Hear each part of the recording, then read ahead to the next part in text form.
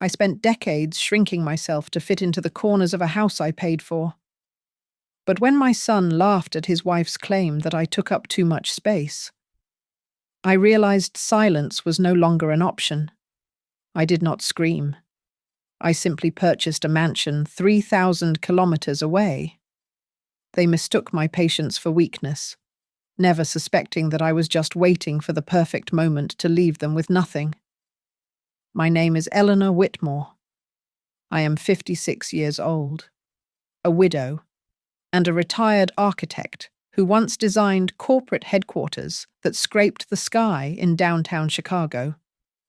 Now, my entire world has been compressed into the guest bedroom of a beige colonial in the suburbs that I paid for. People talk about the modern American housing crisis with pity for the young, citing interest rates hovering near 7% and stagnant wages. But they rarely mention the silent casualties of the solution. They do not talk about the parents who liquidate their portfolios to secure a down payment for their children, only to find themselves treated as long-term tenants in a property they effectively own. I sold my boutique firm 3 years ago. It was a strategic decision. Or, so I told myself at the time. My husband had passed. The silence in our old apartment was deafening. And my son, David, was struggling to gain traction in a brutal real estate market. He wanted a family. He wanted the yard, the white picket fence, the illusion of stability. I wrote a check for $200,000 to cover the down payment and closing costs. In exchange, we agreed on a multi-generational arrangement. It was supposed to be a partnership. The erosion of my presence did not happen all at once. It was architectural in its precision, a slow dismantling of my load-bearing walls. It started with the living room. I had a vintage drafting table, a beautiful piece of oak and cast iron that I had used since university. It sat in the corner by the window, where the light was best. One Tuesday afternoon, I came home from the library to find the corner empty. The carpet still bore the heavy indentations of the table legs, 4 deep scars in the plush grey fabric. I found Melissa, my daughter-in-law, in the kitchen. She was arranging flowers in a vase I had bought in Italy. "Melissa," I said, keeping my voice level, "where is my drafting table?" She did not turn around immediately.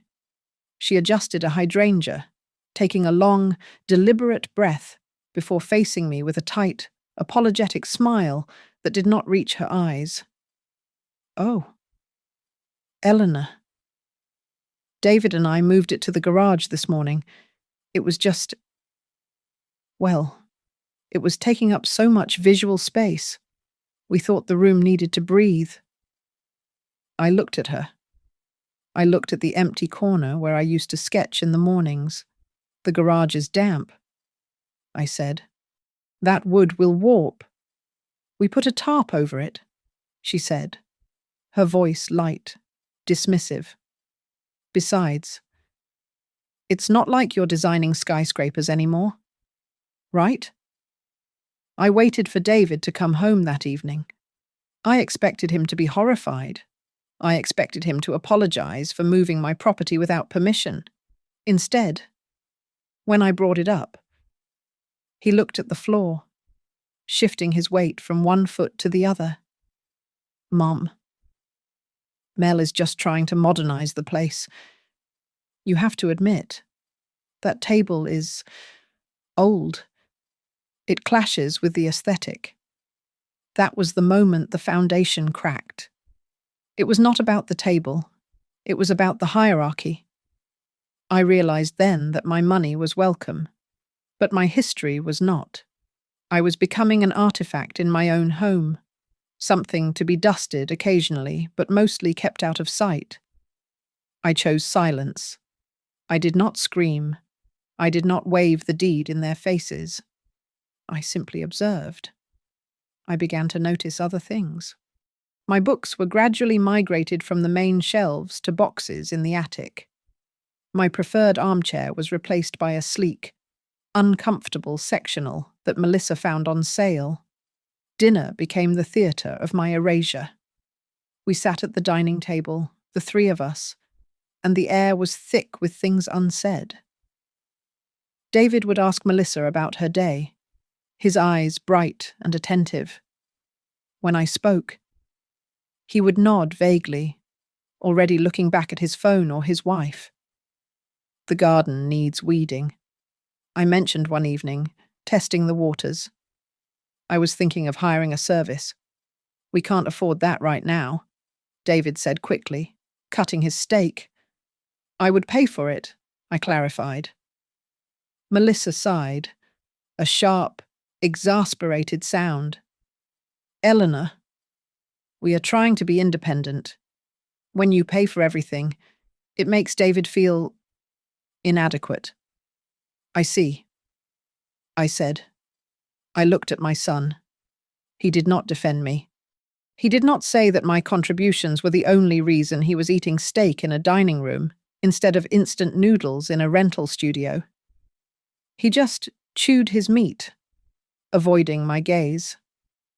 I saw it clearly then. They resented their need for me, and because they could not reject the money, they rejected the source. I was no longer the matriarch or the benefactor. I was the intruder. And as I looked at the top of my son's head, I realized that the boy I had raised to be strong was weak enough to let his mother vanish, piece by piece, just to keep the peace with his wife. The betrayal was quiet, domestic, and absolute. The party was ostensibly to celebrate Melissa's promotion, but it felt more like a territory-marking ceremony. Her friends filled the living room, the same room where my drafting table used to sit, before it was banished to the damp garage. They were young, loud, and drank wine that I had paid for, though no one mentioned that fact. I circulated with a tray of appetizers, playing the role of the invisible help, a ghost in my own machine. I stood near the kitchen island, washing a wine glass, when the conversation drifted toward real estate.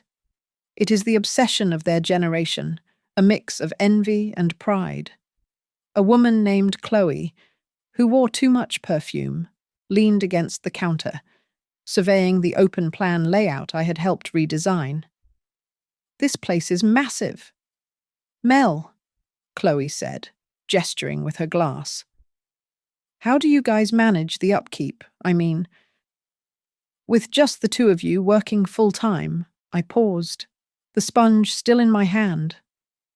I waited for David to speak up.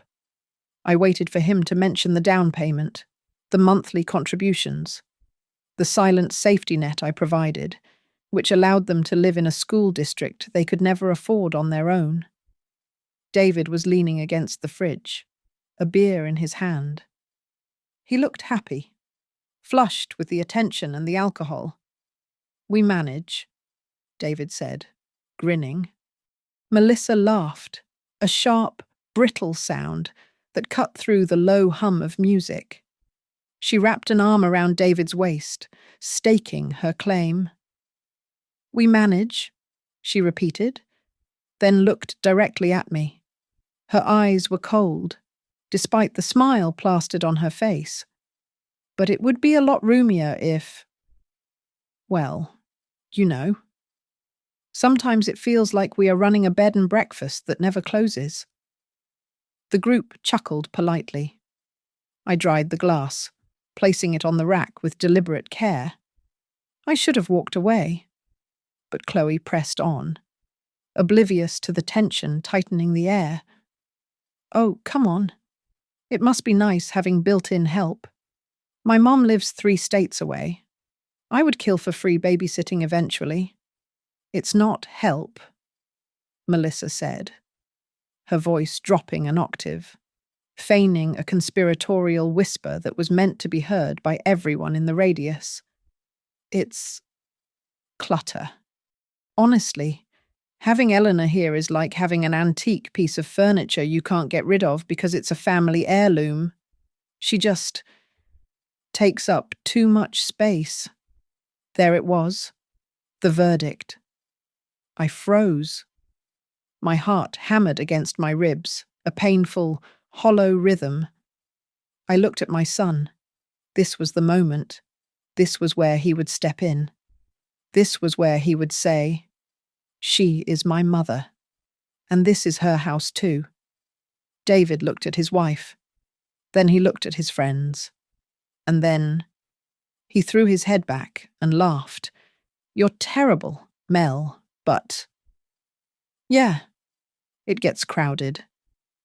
The room went silent for a single, terrifying second. The air left the kitchen.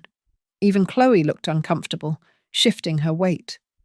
The cruelty of the statement hung suspended in the cigarette smoke and perfume. They waited for me to react. They waited for the hurt, the tears, the angry retort. They wanted the drama of the old woman losing her dignity. I slowly turned off the faucet. I turned to face them. I did not cry. I did not scream. I felt a strange, icy calm settle over me, like snow falling on a frozen lake. I looked at Melissa, then at David. I smiled. It was a polite, hollow smile, the kind one gives to a rude stranger on the subway. "I suppose I do take up a lot of room," I said softly. "I will. Try to be more mindful." "Oh, Eleanor." "I was just joking," Melissa said quickly, sensing she had gone too far, but the triumph in her eyes remained. "Don't be so sensitive." "Of course," I said. "Just a joke." I walked out of the kitchen, past the laughing guests, and up the stairs to my room. I closed the door and locked it. I sat on the edge of the bed and stared at the wall. The laughter from downstairs drifted up through the floorboards, a muffled reminder of my irrelevance. David's laugh echoed in my ears louder than the rest. That sound broke something fundamental between us. It was not just a betrayal of love, it was a betrayal of respect. I realized then that to them, I was not a person. I was a resource to be mined until empty. And then, an obstacle to be managed. I looked around the small guest room. "Too much space," she had said. I picked up my phone. I opened my banking app, looking at the numbers that represented a lifetime of hard work. I was not destitute. I was not helpless. I had simply been too generous. I turned off the screen. The decision did not arrive with a bang. It arrived with the quiet click of a lock tumbling into place. I would give them exactly what they wanted. I would give them all the space in the world, and I would take every single thing that belonged to me when I left. The silence in the house was heavy that night, but for the first time in years, it did not feel like a cage. It felt like a waiting room. I lay in bed, listening to the settling groans of the timber frame, and my mind drifted back to a cramped apartment in Chicago, 30 years ago. I remembered the taste of instant coffee and the scratching sound of my pen on drafting paper at 2 a.m, working freelance jobs just to buy David brand-name sneakers so he would not be bullied at school. I remembered the year he turned 26. He had launched a startup, a foolish venture into logistics software that collapsed within 6 months. He was facing bankruptcy. He thought a mysterious angel investor had stepped in at the last minute to clear his debts with a check for $45,000. He never knew that the investor was his mother, cashing out the last of her bonds. I had saved his credit score, his reputation, and his ego. I had protected him from the consequences of his own mediocrity. Perhaps that was my greatest mistake. I got up and walked softly down the hallway to the study. The house was dark. I opened the wall safe behind the painting of the Hudson River. My hands were steady as I pulled out the thick leather binder containing our property records. David often boasted to his friends about his house. He spoke of the equity as if it were money in his pocket. Because I had paid the down payment and handled the closing, he had simply shown up to sign the papers, too excited about the backyard to read the fine print. He assumed we were joint tenants. He assumed 50-50 ownership. I turned on the desk lamp and put on my reading glasses. I scanned the deed of trust. I flipped to page 14, paragraph 3. There it was. The detail he had never bothered to read. The property was not held in our individual names. It was held by the Whitmore Family Trust. And while David was a beneficiary, the document stated clearly that the trustee held sole authority over the management, sale, and liquidation of the asset. And I was the sole trustee. A cold thrill of realization washed over me. He lived here not by right, but by my permission. The power he thought he held over me, the power to grant me space, to tolerate my presence, was an illusion. I closed the binder. The balance of power in the room shifted instantly, though only I could feel it. The next morning, I told Melissa I was going to the city for a dental appointment. Instead, I took a taxi to the financial district. I walked into the polished marble lobby of the Northbridge Advisory Group. My old friend and attorney, Robert, was waiting for me. Robert looked older, his hair thinner, but his eyes were as sharp as ever. He poured me a cup of black coffee. "Eleanor," he said, sitting opposite me. "It has been a while. You look determined. I need to clarify the terms of the trust." "Robert," I said, "specifically regarding the property on Elm Street." He opened a file on his desk. He adjusted his glasses and hummed, "Well, it is quite standard. As the trustee, you have full control. You can encumber it, rent it, or sell it. David has no legal standing to stop you. He is merely a future beneficiary upon your death. And if I want to remove the equity I asked..." Robert looked up, surprised. "You mean leverage it? I mean, take it out?" I said, "All of it. I want to separate my finances completely. If I sell the house, or borrow against it to its full value..." "Does David get a say?" "No," Robert said. "He does not. But Eleanor, if you do that, you are effectively stripping the asset." "Is everything all right?" I looked out the window at the city skyline I had once helped build. I thought of the garage where my drafting table was rotting under a tarp. I thought of the laughter in my kitchen. "Everything is fine." "Robert," I said, "I just realized that I have been investing in a losing venture. It is time to liquidate. It will be a shock to him." Robert warned. "Legally, he is exposed." "I know," I replied. "He thinks he is the king of the castle. I am just preparing to remind him that he is living in a house of cards."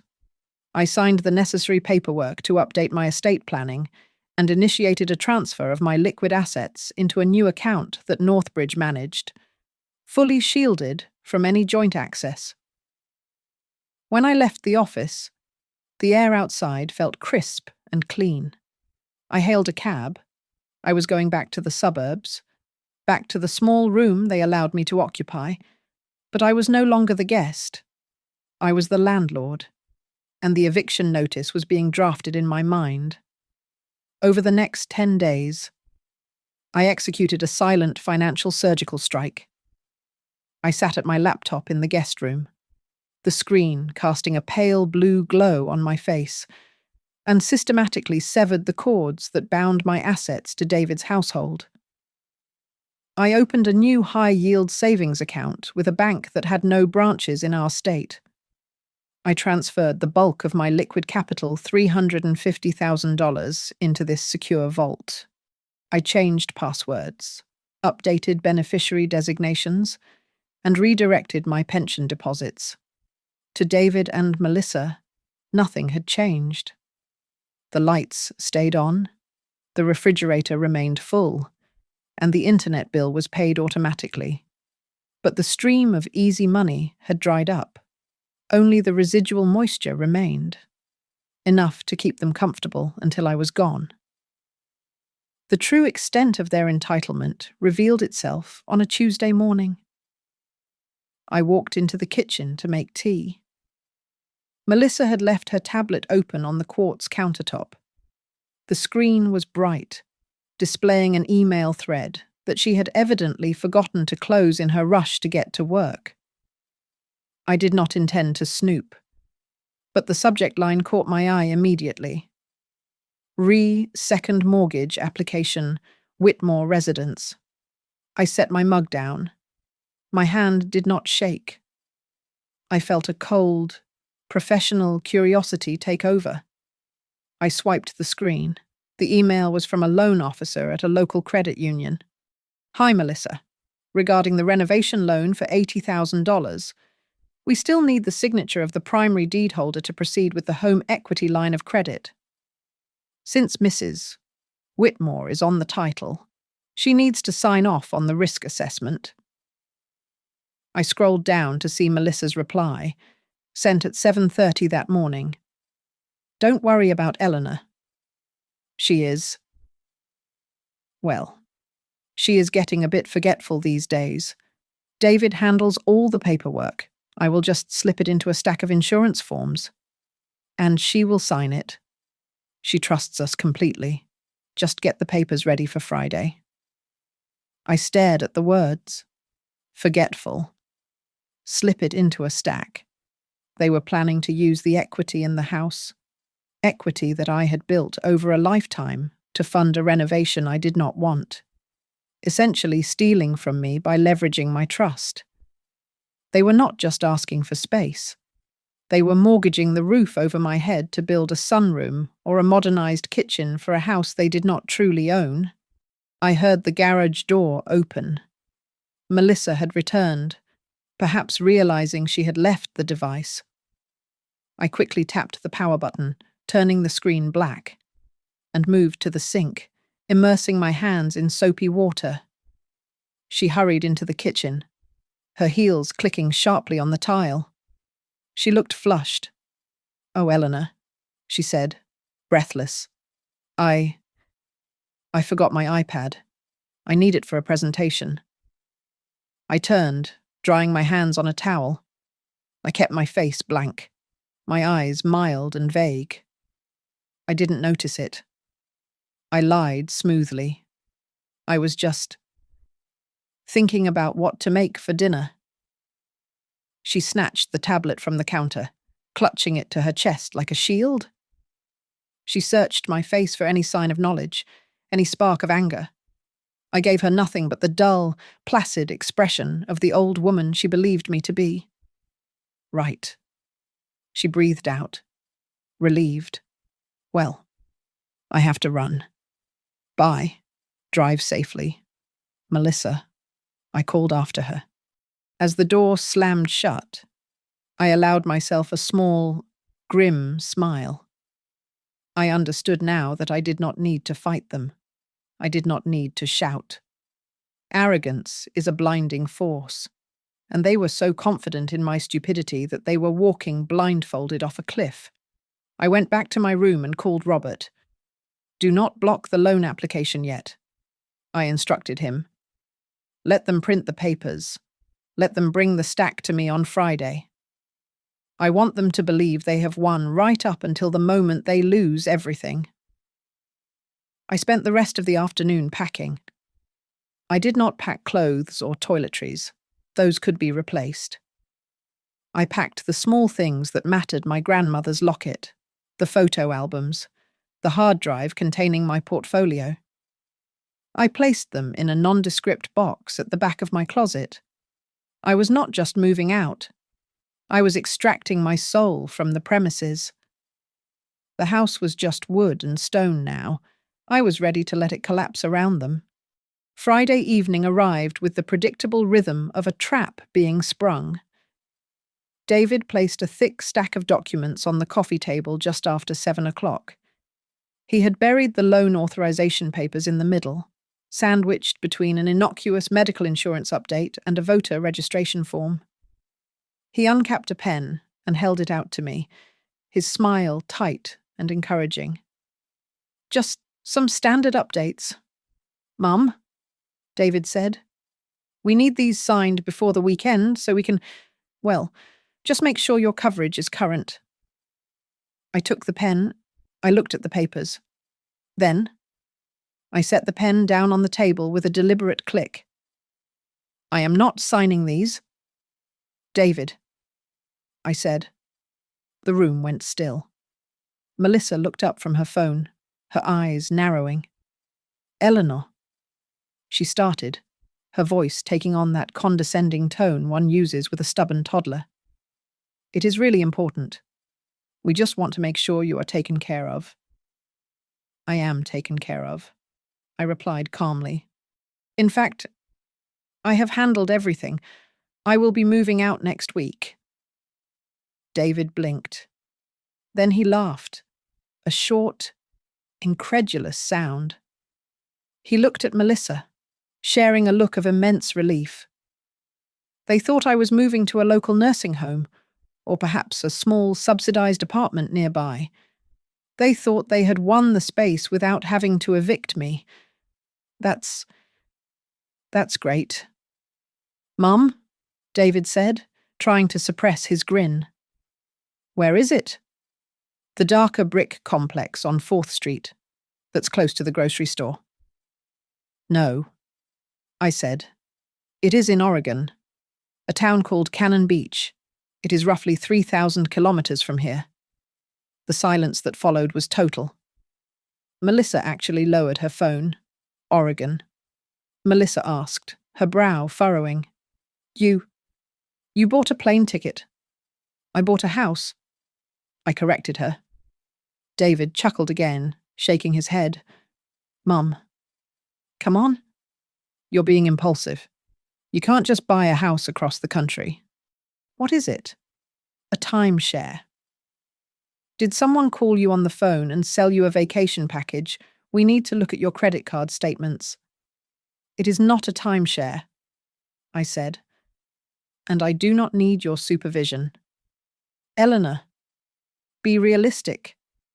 Melissa snapped, her patience fraying. "You live on a pension. You can't afford a relocation like that. You are just having a moment. We can talk about this later. But right now, we need these papers signed." I pulled my phone from my pocket. I opened our family group chat, which usually consisted of Melissa sending lists of groceries she wanted me to buy. I selected a photo I had received from the real estate agent that morning and hit send. 3 phones buzzed simultaneously on the coffee table. "I think you should see it," I said, "just so you know where to forward my mail." David picked up his phone. He swiped the screen. His eyes widened. He zoomed in. "What is this?" he asked. "My new home," I said. It was not a cottage. It was a modern architectural masterpiece of glass and cedar, perched on a cliff overlooking the Pacific Ocean. It had 4,000 square feet of living space, a wraparound deck, and private access to the beach. It was the kind of home that appeared in magazines, the kind of home an architect dreams of retiring in. Melissa grabbed David's phone. She stared at the image. I watched her face drain of color. She looked at the floor-to-ceiling windows in the photo, then at the cramped living room we were sitting in. She looked at the ocean view, then at the suburban street outside our window. This has to be a rental." Melissa stammered. "This is a multi-million-dollar property. Eleanor, you can't." "I closed on it yesterday," I said, my voice cool and even. "The deed is in my name, solely in my name." "But the money," David said, his voice trembling slightly. Where did you get that kind of money? You told us you were tight. You told us. I never told you I was tight. I interrupted him. You assumed I was poor because I was quiet. There is a difference. I stood up. I saw Melissa looking at me, really looking at me, for the first time in years. The mockery was gone. The condescension was gone. In their place was a dawning, terrifying realization. She looked at the expensive house on the screen, and then she looked at the unsigned loan papers on the table papers that were now worthless because the person she tried to swindle was actually a millionaire she had treated like a servant. I have hired movers for Tuesday, I said. I suggest you make arrangements for the utility bills here. I will be cancelling my accounts on Wednesday morning. I walked toward the stairs. Wait, David called out, standing up. Mum, we need to talk about this. You can't just leave. I can, I said, not looking back. And I am. As I climbed the stairs, I heard them whispering frantically below. The air in the house had changed. It was no longer filled with their smug assurance. It was thick with the bitter, metallic taste of jealousy and fear. Melissa finally understood that she was not playing a game against a helpless old woman. She was playing against a grandmaster who had just cleared the board. My departure was devoid of fanfare. I did not bake a goodbye cake, and there were no tearful embraces in the driveway. On Tuesday, at 8 in the morning, the movers arrived. By noon, the guest room was stripped bare, leaving only the indentations of my bed frame on the carpet as a ghost of my residency. I left my house keys on the kitchen island, sitting directly on top of the pile of utility bills that had arrived that morning. I did not pay them. I simply walked out the door, got into the taxi, and never looked back. The distance between us was now physical, but the silence I left behind was far heavier than the 3,000 kilometers of land that separated us. I imagined the house feeling vast and terrifyingly empty when they returned from work. They had wanted space. I had given them all of it. But they forgot that space costs money to heat, to cool, and to maintain. The financial shockwave hit them within 10 days. For years, I had been the invisible infrastructure of their lives. I paid the internet, the premium cable, the landscaping service, and the grocery deliveries. I had set all those accounts to close the day I flew out. David called me on a Thursday evening. I was sitting on my deck in Oregon, wrapped in a cashmere blanket, watching the grey waves of the Pacific crash against the haystack rock. I let the phone ring 3 times before answering. Mom. His voice was tight, pitched high with a panic he was trying to suppress. Mom, are you there? Hello, David? I said, taking a sip of Pinot Noir. How are you? We're fine, he stammered. But listen, there must be a mistake. The landscapers didn't show up this week. The grass is getting long, and I got a notification that the internet bill is overdue. It says we owe $180. That sounds correct, I said calmly. But you always handle that, he said. Did you forget to update the auto pay? I cancelled it. David? I replied. I do not live there anymore. Why would I pay for high-speed internet in a house I do not occupy? But we can't afford that right now. David exploded, his voice cracking. We have the car payments, and Mel just bought that new furniture. Mum, you can't just cut us off like this. You wanted independence, I said. This is what it costs. I hung up. I did not feel guilty. I felt lighter. Then came Melissa. Her strategy was different. She did not yell. She fawned. She began sending me text messages filled with emojis and old photos of us, trying to rewrite history. She called me 2 days after David, her voice dripping with a saccharine sweetness that made my stomach turn. "Eleanor," she chirped, "we miss you so much. The house is it is so quiet without you. We were thinking, maybe we could come visit. We could fly out next month. I would love to see the new house. It looks expensive." I heard the greed beneath the affection. She wanted to see the asset. She wanted to assess the new kingdom to see if she could find a way to annex it. "I am afraid that won't be possible," I said coolly.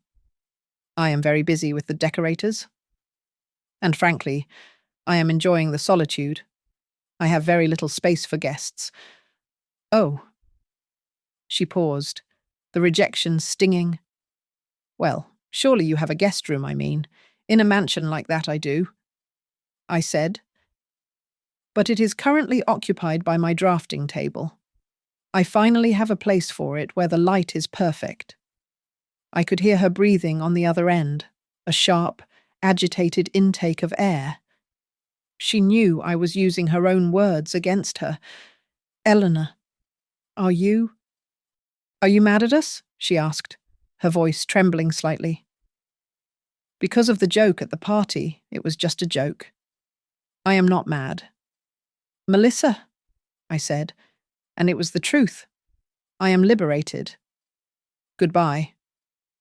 I ended the call and turned off my phone. I walked to the railing of my deck. The ocean roared below, wild and indifferent. For the first time in 30 years, I did not have to shrink. I did not have to ask if my music was too loud or if my presence was an inconvenience. I had reclaimed my life. And the most satisfying part was knowing that back in that suburban house, the walls were slowly closing in on them, while my horizon had never been wider.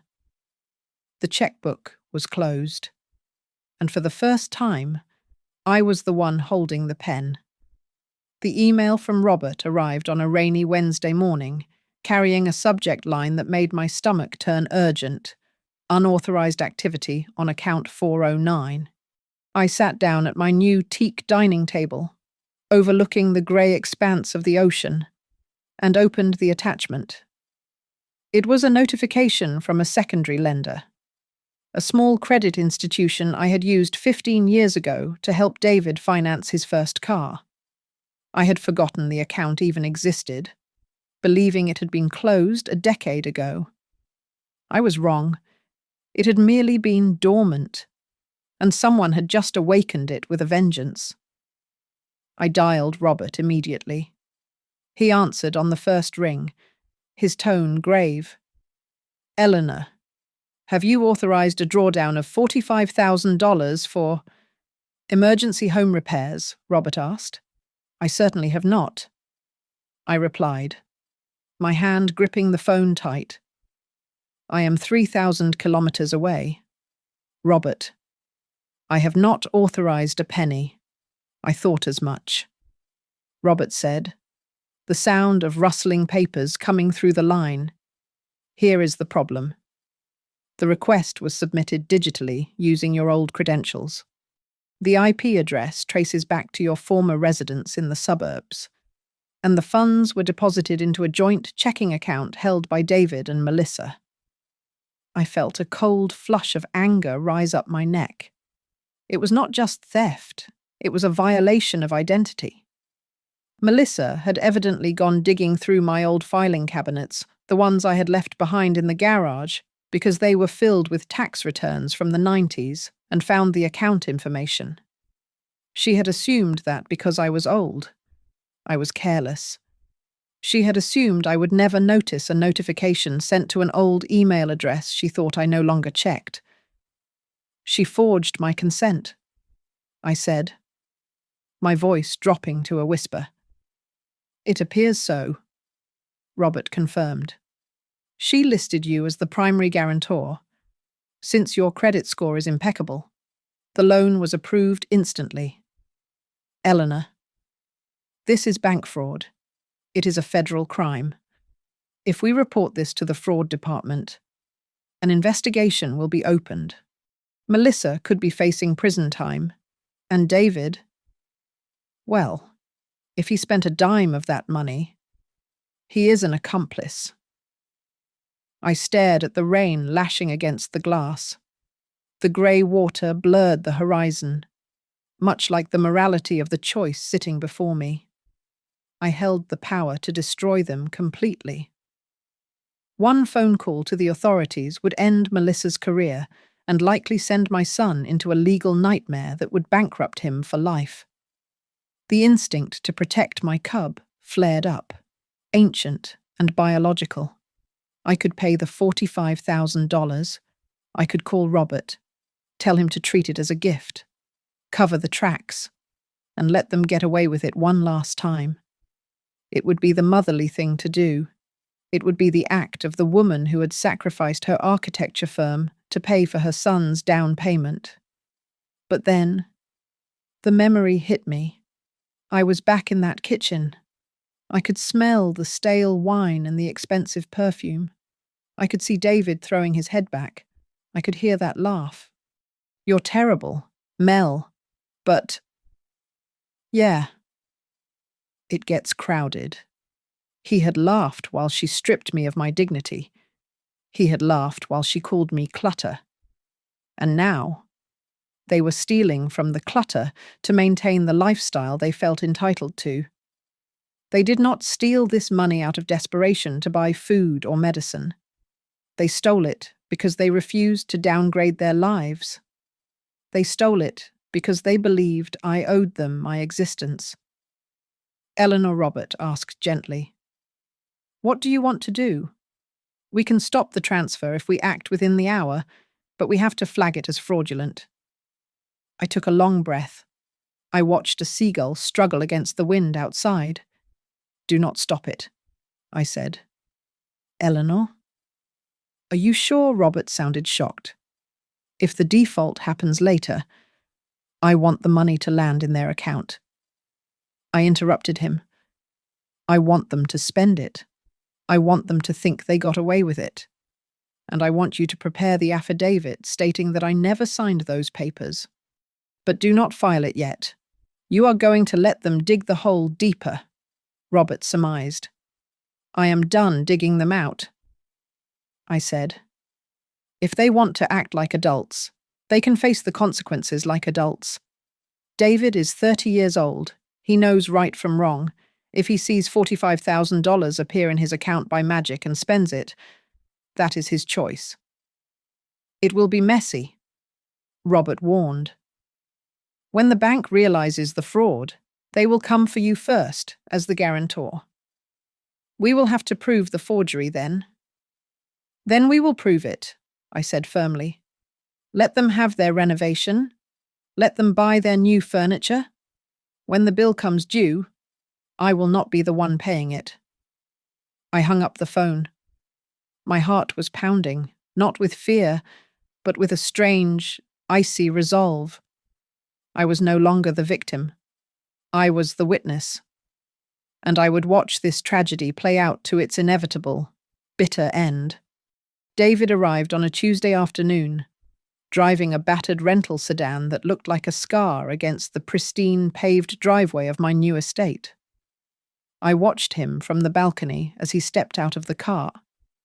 He stood there for a long moment, shielding his eyes from the glare of the Pacific sun, looking up at the towering glass facade of the house. He looked smaller than I remembered, his shoulders hunched under an invisible weight. I met him at the front door.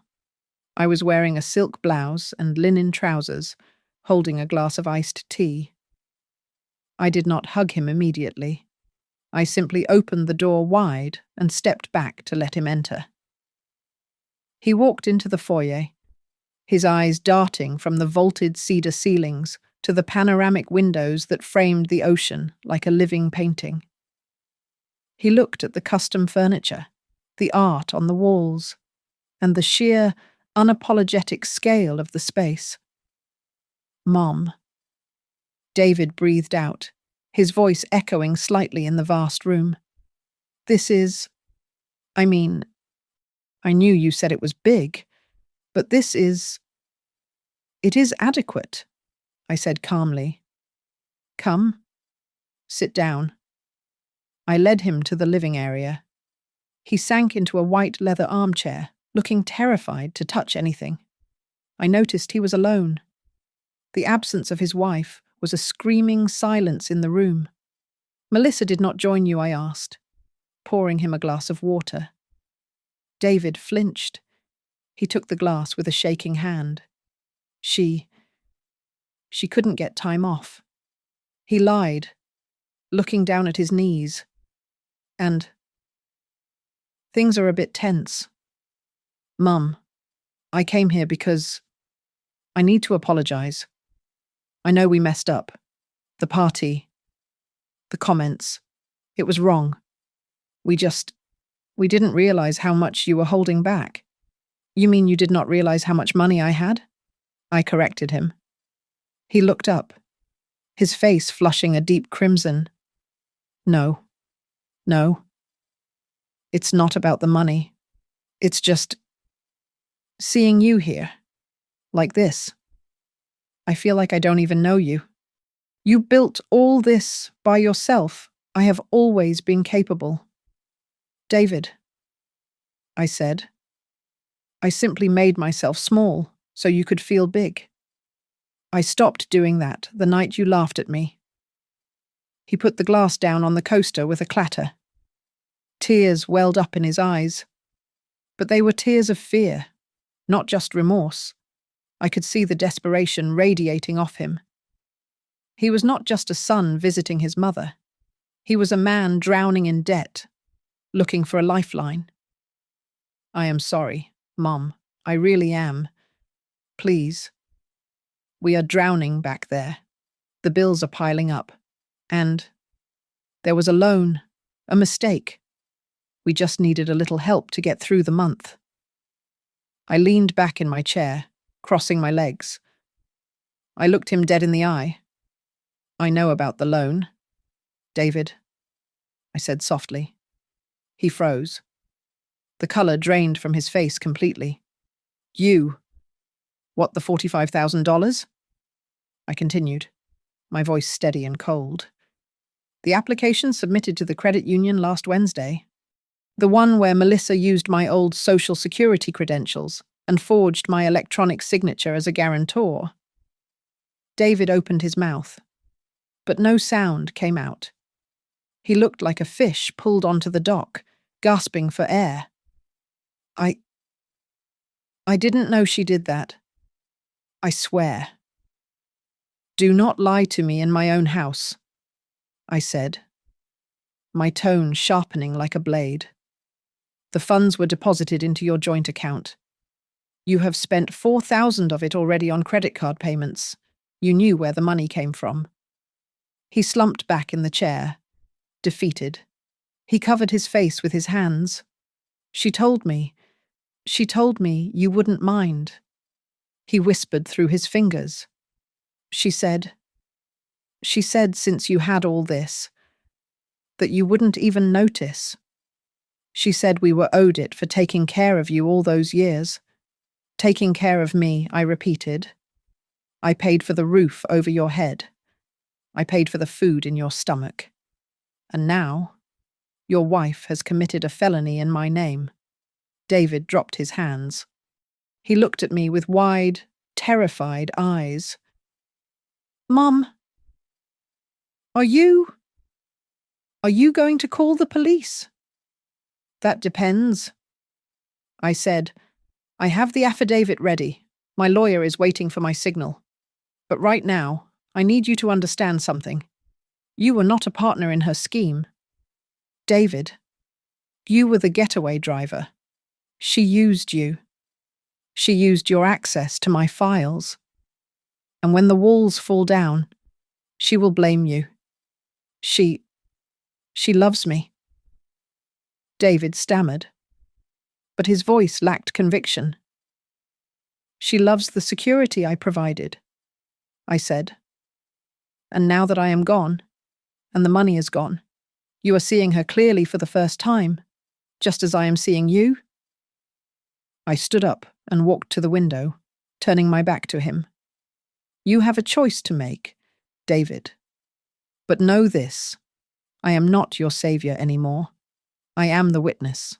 And if you try to lie to me again, I will let the law finish what silence started behind me. I heard the sound of my son weeping.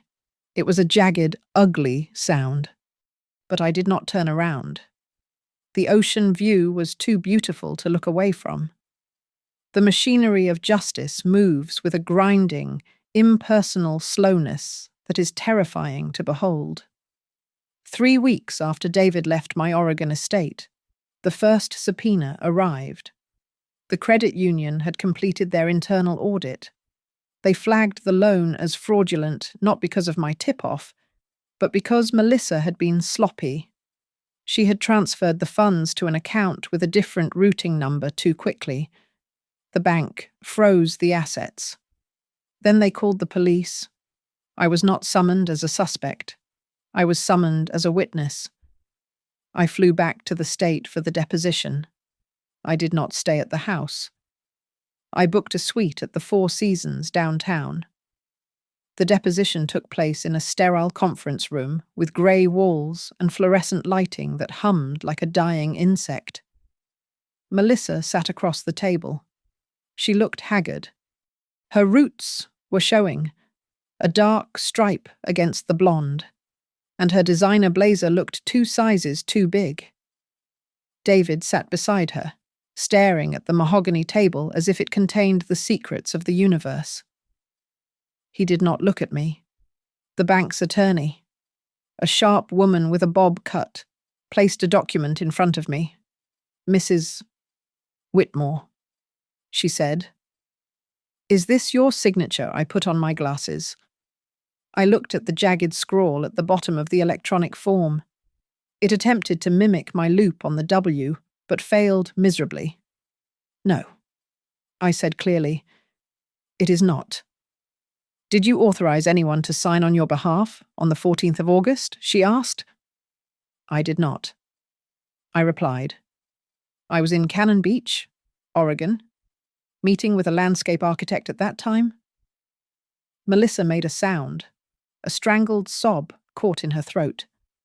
Her lawyer leaned over and whispered something urgent in her ear. She was shaking. Mrs. Whitmore. Melissa's lawyer interjected, trying to salvage the wreckage. Is it possible that you gave verbal consent to your daughter-in-law? Perhaps in a moment of confusion, we understand that memory can be fluid at your age. I turned my gaze to him. It was a look of absolute, pitying clarity. My memory is excellent, I said. I recall the exact date and time my son laughed when his wife called me a waste of space. I recall the precise amount of money I transferred to cover their mortgage payments over the last 5 years. And I recall explicitly telling my attorney to monitor my accounts for suspicious activity because I no longer trusted the people living in my house. The room went silent. The stenographer's fingers paused over the keys. The legal consequences were swift and brutal. Melissa was charged with identity theft and bank fraud. Because the amount exceeded $10,000, it was a felony. The bank moved immediately to recover their losses. They seized the joint account. They garnished wages. David's position was precarious. He was not charged, as they could not prove he was in the room when she clicked submit. But his financial life was obliterated. The creditors began circling like sharks, sensing blood in the water. Then came the final blow. I instructed Robert to serve the eviction notice. The trust, which owned the house, had a clause regarding criminal activity on the premises. Melissa's fraud voided their tenancy agreement. It was a technicality, but it was ironclad. I stood in the hallway after the deposition. David came out alone. Melissa had been taken out a side door by her legal team to avoid the press. Mom, David said. His voice was a rasp, dry and broken. We are going to lose the house. We have nowhere to go. You have a job, David? I said, buttoning my coat. You have a salary. You can rent a small apartment. It will be tight. You will not have a guest room, but you will survive. She is going to leave me, he whispered. Melissa. She blames me for not stopping you. She blames you because she needs a scapegoat, I said. And you blame her because you were too weak to lead. It is a fitting end to a partnership based on convenience. He looked at me, searching for the mother who used to write checks to make the bad things go away. He found only the architect who knew that a structure built on rot must be demolished. I am selling the property. David, I said with finality. The listing goes live on Monday. I suggest you start packing. I walked away. The sound of his weeping did not follow me this time. There was only silence. The laughter that had once filled that house had been evicted long before I signed the papers. I stood on the cedar balcony of my sanctuary, wrapped in a heavy wool cardigan, watching the grey Pacific Ocean hammer against the coastline. The wind here was different from the stagnant air of the suburbs. It was wild, untamed, and smelled of salt and pine. It was the smell of freedom. My phone buzzed on the railing. It was David. I hesitated before answering. In the past, his calls were summons, demands for money, for time, or for labor. Now, the ringtone was just a sound, devoid of the power to command me. I swiped the screen and held the phone to my ear. Hello? David? I said. Mom. His voice was thin, stripped of the arrogance that had once defined him. I just wanted to tell you that I found a place. It's a studio apartment. It's small. The heating is loud. But it's mine. That is good to hear, I replied. Is it near your work? Yeah, it is, he said. There was a pause, a heavy silence that stretched across the 3,000 kilometers between us. Melissa filed for divorce this morning. She said she couldn't be married to a failure. I watched a hawk circle the currents above the water. I felt a twinge of sadness, not for the marriage, but for the pain my son had to endure to finally see the truth. She did not leave because you are a failure. David, I said gently. She left because the bank was closed. There is a difference. I know. I know that now. He stammered. Mom, can we start over? I want to come visit. I want to fix this. I miss you. I closed my eyes, listening to the crash of the waves. It would be easy to say yes. It would be easy to invite him into the guest wing, to write a check to cover his first month's rent, to slip back into the comfortable, suffocating role of the matriarch who fixes everything. But I knew that if I did that, I would be robbing him of the only lesson that mattered. You can visit, I said, but you cannot stay, and we cannot go back to how it was, the woman who lived in that small guest room, the one who made herself invisible so you could feel big. She does not exist anymore. I understand, David said, his voice cracking. I just want my mum back. You have a mother, I told him firmly. But you do not have a servant. Respect is the condition of our relationship, David, not a reward for your good behavior. Do you understand? I do, he whispered. I really do. Then we have a future, I said. Good night, David? I ended the call. I did not feel the heavy stone of guilt in my chest. I felt light. For decades. I had believed that love meant endurance, that keeping a family together meant sacrificing my own shape to fill the cracks in theirs. I was wrong. I looked out at the horizon, where the grey water met the grey sky. True power is not about controlling the people around you or making them bend to your will. True power is the ability to walk away when the table no longer serves you. It is the ability to build a new house on your own terms and fill it with your own silence. I turned my back on the ocean and walked toward the sliding glass doors. There was no anger in me, no resentment. Those emotions were too heavy to carry into this new life. I had left them back in the suburbs, along with the old furniture and the ghost of the woman I used to be. I stepped inside and slid the heavy door shut, latching it against the wind. I was not closing the door to hide from the world. I was closing it to signal that my life, my real life, had finally begun. Thank you so much for listening to this story. I'd love to know where you're tuning in from today. So please drop a comment below and share your thoughts. I read every single one.